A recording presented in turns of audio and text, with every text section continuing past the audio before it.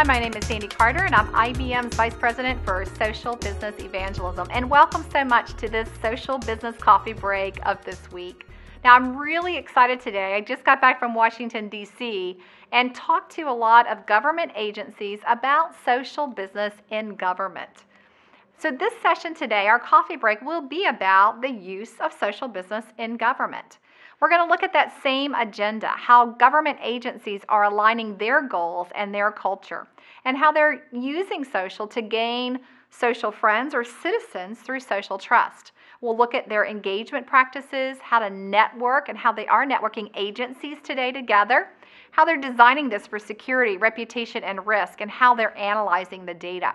Now, since I was just down in D.C., this is primarily focused on the U.S. government, state, federal, and local, but I'll do another coffee break on the broader acceptance of social in governments around the world. So let's take a quick spin through this. So first of all, aligning agency goals and culture, USDA. What a powerful story. The USDA has leveraged social to align what they're doing around every family needs a farmer. And every day, what they do is they ensure that people understand what's happening in different areas of farms with different types of produce. Whether it's on Flickr or Facebook or YouTube, they're leveraging all of these tools to connect with people around the Department of Agriculture, aligning their goals and their culture to drive social with their citizens.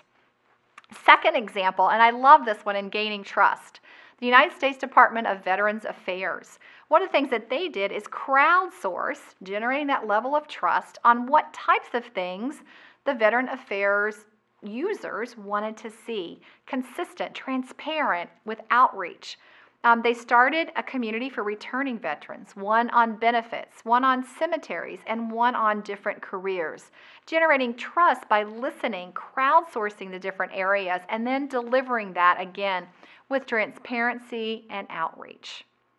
Our next area is on engagement, and I love this example because this is engaging with mobility to the edge.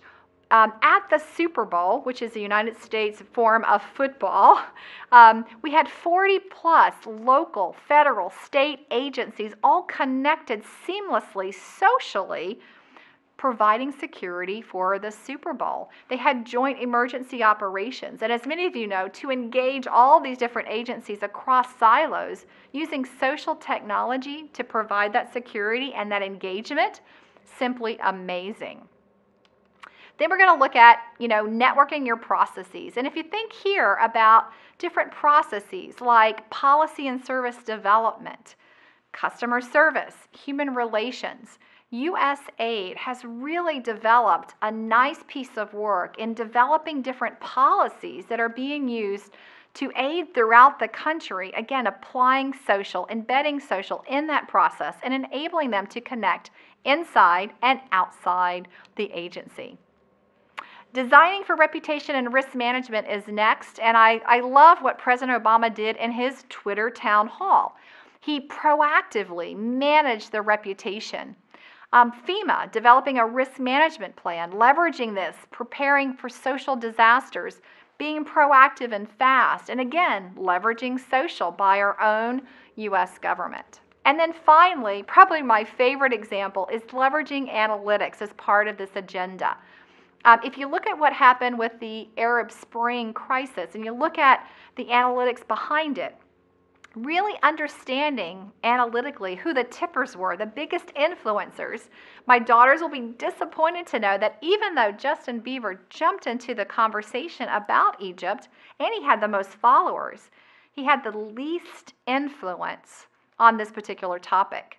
Now, given music, he would have been the most influential, but you had other people who had much more influence, even though they had less followers.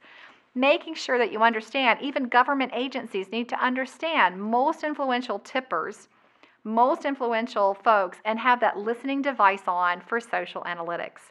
So this was just a quick run through of our social business agenda for government, helping align government agency goals and culture, helping them gain social friends or citizens through social trust, looking at how they engage through mobile and other tools, how they network their agency processes like the USAID, how they design for security, reputation, and risk management, and how they're leveraging analytics, listening to us as citizens to make the right decisions. My name is Sandy Carter, and this is today's Social Business Coffee Break focused on the social business agenda for government. Thank you so much for your time today.